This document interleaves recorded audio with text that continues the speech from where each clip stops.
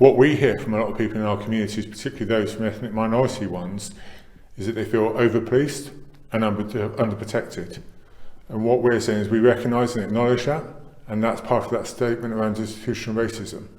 And we're committed that we're going to do something around that and change it. So I ask for those people's patience. And do you accept that the force has been like this, institutionally racist, for a long time? It seems that this report has been a long time coming and the force has got to make changes. What a lot of people remember of my generation is the Macpherson report and the Stephen Lawrence inquiry. Since that time, there's been lots of progress and policing is very different and there's been lots of improvements.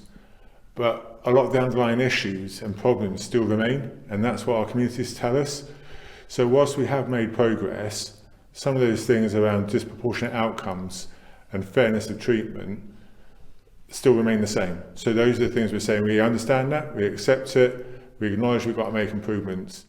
And do you understand that a lot of people from an ethnic minority background now will be really disheartened to hear that the force is institutionally racist? I mean, not only will they have lost faith, but they'll just think, is the force actually trying to protect us?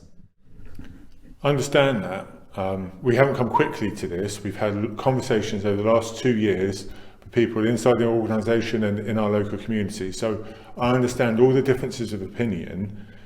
What I want people to know is that we've heard some of the issues people have raised with us and their concerns, and we accept and acknowledge that, and the data supports that. So what I'd ask is their patience in terms of allowing us to try and address those, but more than patience, to actually help us and get involved with making those changes.